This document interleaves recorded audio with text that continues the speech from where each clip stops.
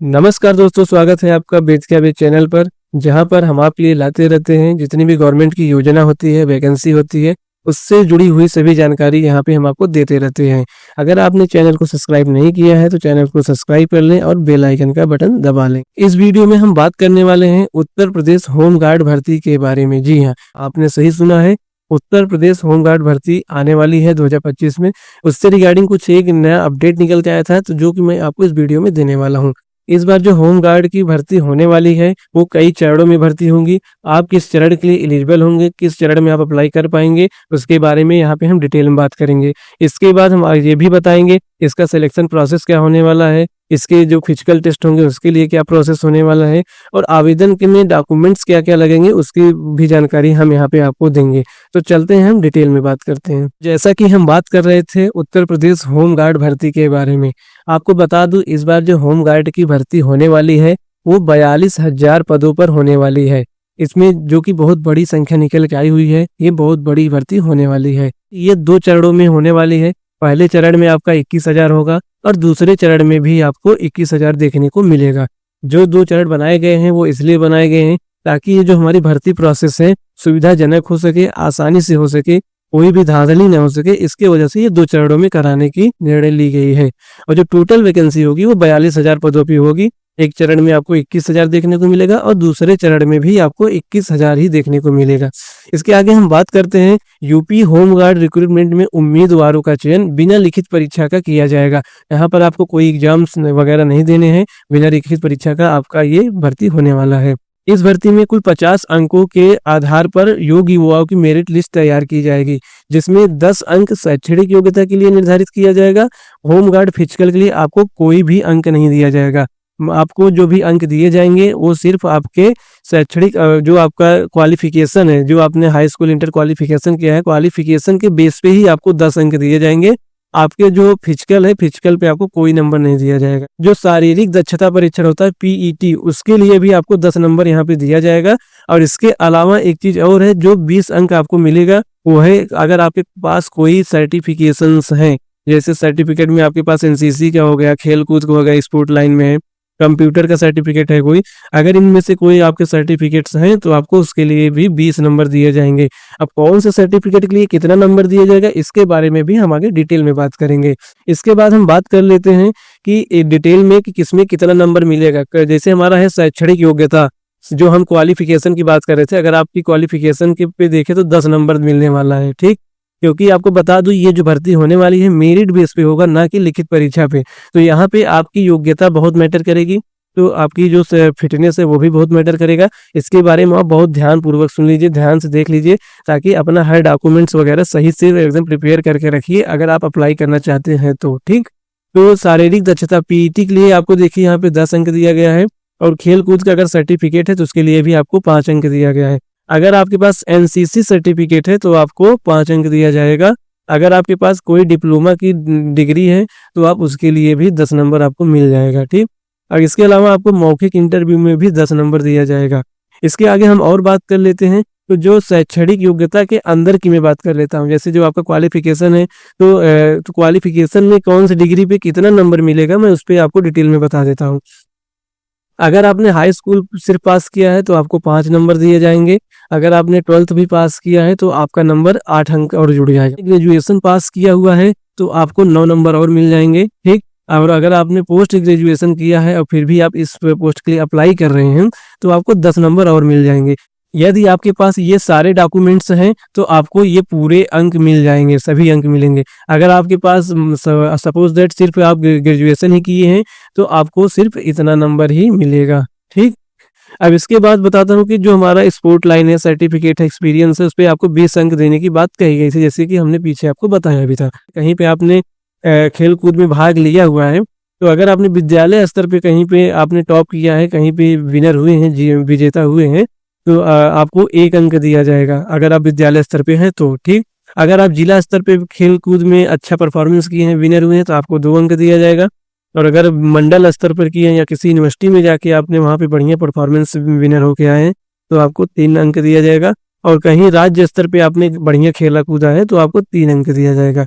अखिल भारतीय राष्ट्रीय स्तर पर कहीं आपने राष्ट्रीय स्तर पे भी खेल कूद में भाग लिया है तो आपको 5 नंबर दिया जाएगा। ये क्या था, हमारा स्पोर्ट के बारे में था। स्पोर्ट में आपको कितना नंबर दिया जाएगा क्योंकि डिपेंड करता है कि आप किस लेवल पे विनर हुए हैं। ठीक, इसके बाद हम और बात कर लेते हैं।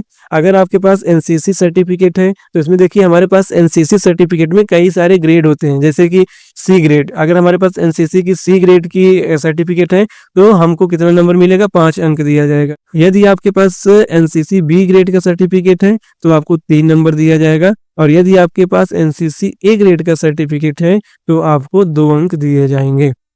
इसी के आगे हम और बात कर लेते हैं कि अगर आपने डिप्लोमा किया हुआ है तो डिप्लोमा में आप इन ब्रांच से किए हों, जैसे कंप्यूटर हो गया, कंप्यूटर साइंस से, इलेक्ट्रॉनिक्स से किया है, या फिर मोटर मैकेनिक्स से किया है, और या फिर प्लम्बर से आज जैसे कोर्सेस किए हैं, डिप्लोमा किया हुआ है, तो आपको कितना मिल जाएगा, 10 नंबर दे दिया जाएगा। यदि आप इन सभी ट्रेड्स, ये जो आपको जितने भी ट्रेड दिख रहे हैं, ये सभी ट्रेड से अगर आपने किसी राज्य सरकार द्वारा मान्यता प्राप्त कॉलेज से किया हुआ है, 1 वर्ष से 3 वर्ष का प्रमाण पत्र है, तो आपको 7 अंक दिया जाएगा। और ऐसे ही आपको विभिन्न ट्रेडों जैसे मिस्त्री, दर्जी, धोबी, रसोइया, नाई, आपके पास अनुभव है, कभी आपने काम किया है, तो उसके लिए भी आपको 5 अंक दे दिया जाएगा।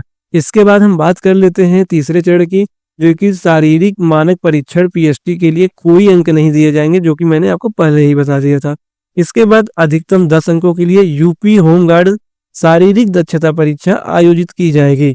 यूपी होमगार्ड शारीरिक परीक्षण में पुरुष अभ्यर्थियों के लिए क्या करना होगा, 10 मिनट में उनको 1500 मीटर की दौड़ लगानी होगी, और हमारी जो महिला कैंडिडेट्स हैं 4 मिनट में 400 मीटर की दौड़ पूरी करनी होगी।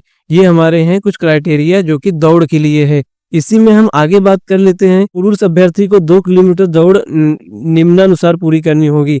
अगर कोई भी पुरुष 10 मिनट में ही पूर्ण कर लेता है तो उसको 5 नंबर पूरे दिए जाएंगे। ठीक, अगर वो 8 मिनट में कवर करता है, कंप्लीट करता है, तो उसको 7 नंबर दिए जाएंगे। अगर कोई पुरुष 6 मिनट में ही दौड़ को कंप्लीट कर लेता है तो उसको 10 के 10 पूरे नंबर दे दिए जाएंगे।